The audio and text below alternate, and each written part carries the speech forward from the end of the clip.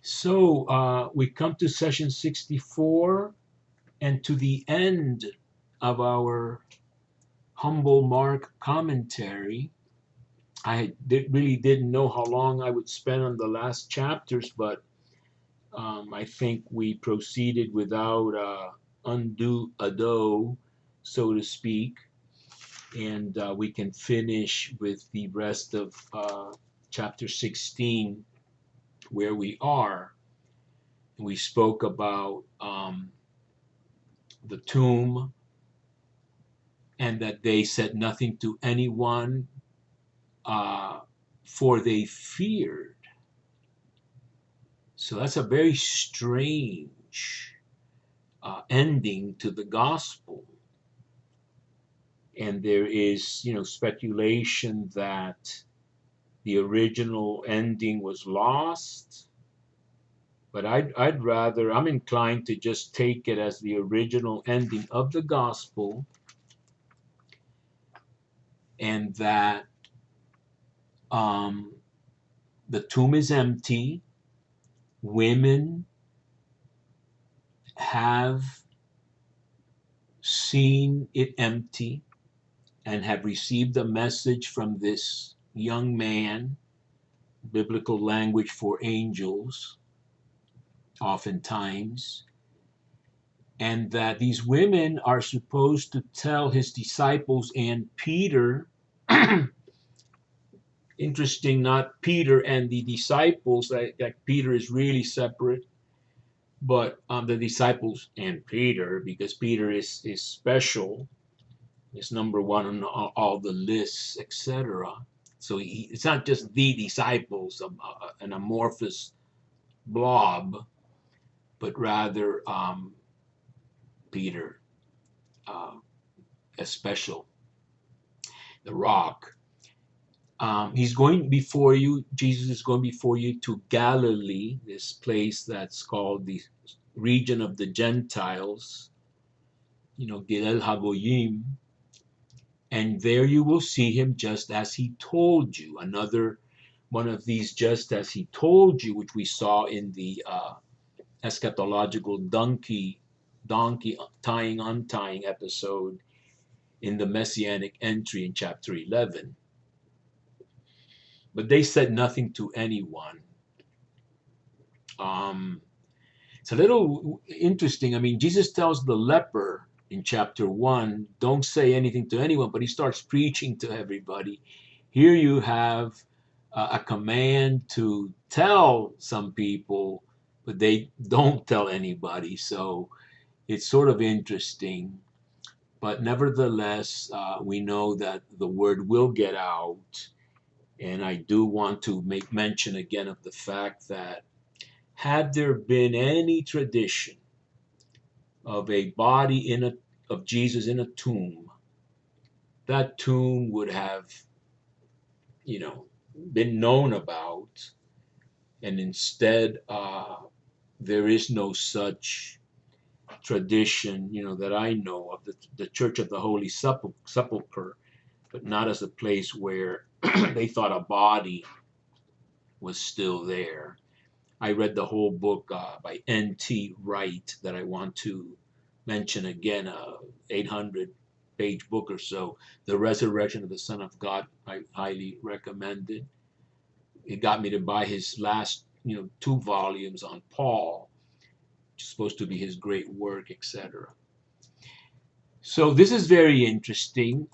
What follows after this is known as the longer ending, and there's some other expressions for that, which I'm not interested in covering. What I'm interested in doing is finishing my exposition on the Gospel of Mark that took place in 64 sessions. This may be the shortest one or one of the short ones.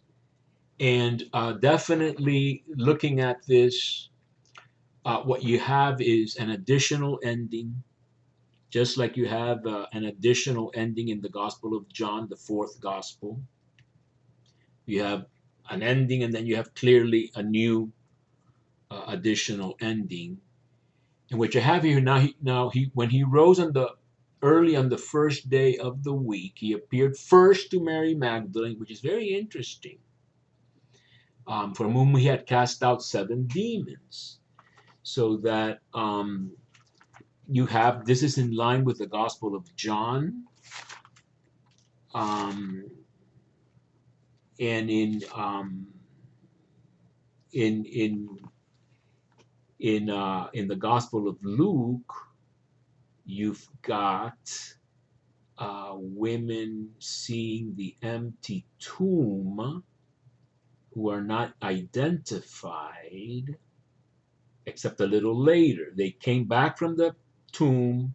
They announced all these things to the 11 and to all the others. Luke has an expanded group of disciples, probably a lot of women. The ones who were saying these things to the apostles were Mary Magdalene, Joanna, and Mary of James, and the others who were with them, the other women who were with them. But all these things seem to be, folly, etc. So you need, male sort of witnesses, as in 1 Corinthians 15.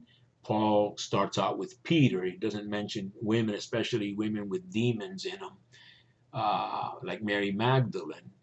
But here you have a very interesting reiteration that Mary Magdalene was the one who Jesus first appeared to. Very interesting. She went and told those who had been with him as they mourned and wept. But when they heard that he was alive and had been seen by her, they would not believe it. So that you have the credibility problem of Mary Magdalene.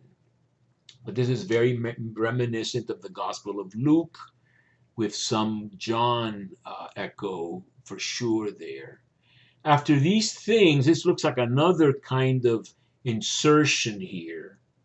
He appeared in another form, very interesting, to 2 of them as they were walking into the country. And they went back and told the rest, but they did not believe them. So this is kind of like an old tradition, which will become the Emmaus episode in Luke 24.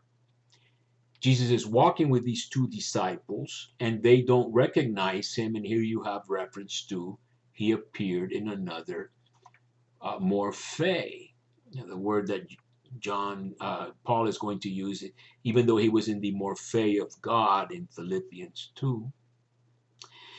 And so here, they go back and tell the rest, but they're not believed.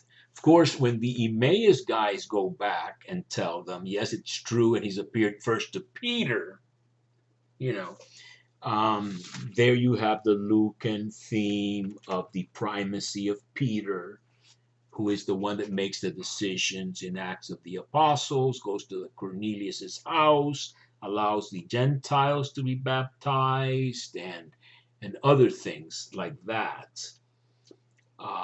And in John, he's also rehabilitated at the end, etc. Even though the beloved disciple outdoes him in many things and even runs faster to the tomb, but allows Peter to go in first.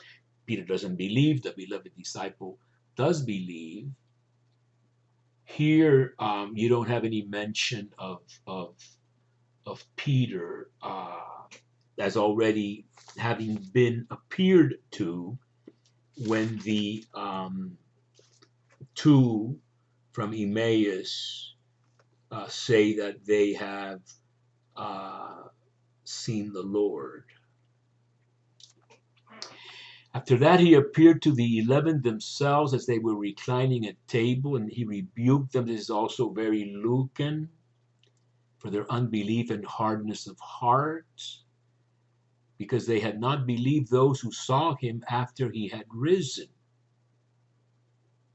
So when this is basically including both the women and the 2 guys who came back from the country. And he said to them, go into all the world and proclaim the gospel to the whole creation. And this also is very reminiscent of the end of Matthew to begin with. So you have an ending here that is, canonical. It's part of the gospel. It's put in these double brackets in many editions, including the Greek ones.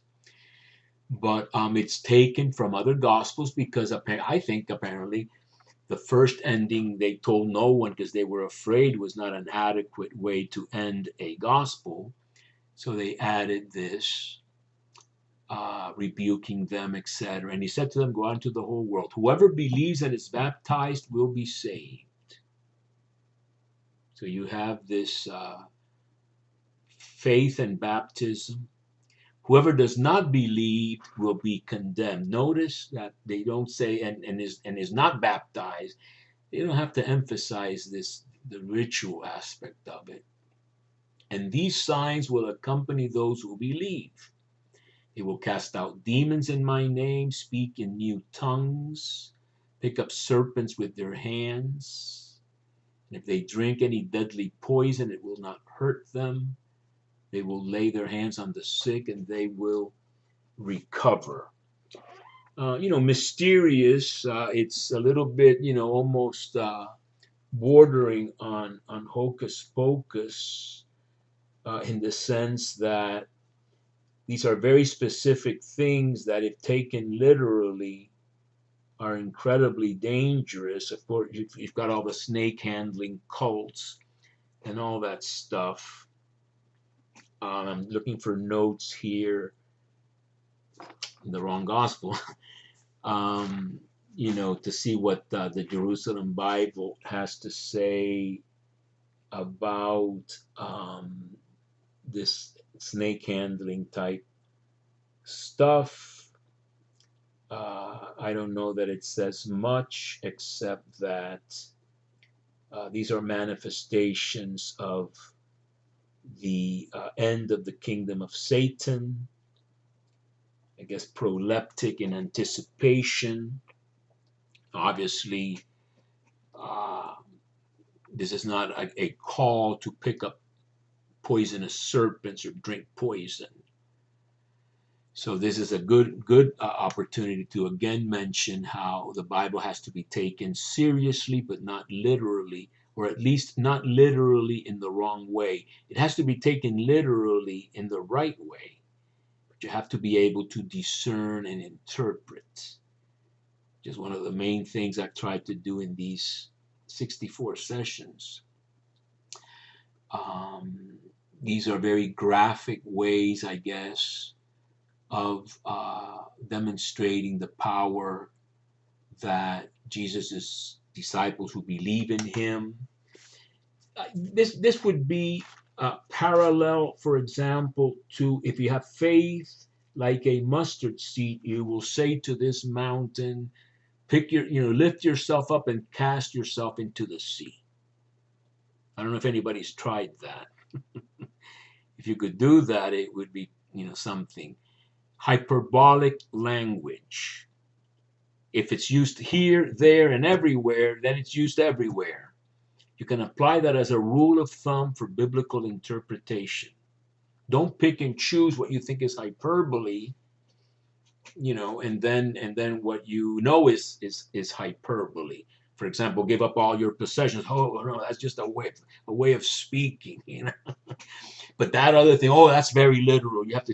You have to use your head and your mind to understand the Bible. There's a great book by a Jewish scholar, James Hugel, and he talks about the rabbinic things that they say about the Bible. And one of them is the Bible is fundamentally cryptic. The Bible is fundamentally hidden or contains secrets that are only discoverable to the really inquiring mind. One of the most lacking things we have in our day today. I'm about to finish on this note, that you have to think. William Sloane Coffin, the great chaplain, said the Bible is like a mirror. If an ass looks into it, he will not come out looking like an apostle. And I'm afraid that a lot of people look into the Bible and don't recognize the fact that they're seeing themselves, and it doesn't look very good. faith and reason, not just faith and not just reason. And I'm afraid that the balance today is not very good. We have either a lot of fideistic, believing in crazy stuff without science, and then we have rationalists who don't believe in God or the supernatural. And in the Christian tradition, Aquinas, in the Catholic tradition for sure, faith and reason. So then the Lord Jesus, after he had spoken to them, was taken up into heaven, very Lucan, and sat down at the right hand of God. Classic Christianity, Hebrews 2. And they went out and preached everywhere, while the Lord worked with them and confirmed the message by accompanying signs. And here I would just say the best sign would be, they will know you are my disciples by your love, and may they all be one, so that the world may believe. John 17, the passage that was basically the motto of Yves Congar, Dominican, whom I want to recall as a man that was silenced by the church as unorthodox, was then rehabilitated for Vatican II as an expert, and then made a cardinal by John Paul II even later. And before that time, I had the privilege of sitting at lunch with him in Paris, Couvent Saint-Jacques. And I just want to recall this great Dominican and the Dominicans as a whole for having initiated me in biblical studies. Père Lagrange, Mary Joseph Lagrange, who was also proscribed, then rehabilitated by name, who may become beatified sometime soon, maybe. He taught Deveau, who taught Jose Loza in Mexico, who taught me, and I hope I have taught someone out there something about the Bible. Thank you.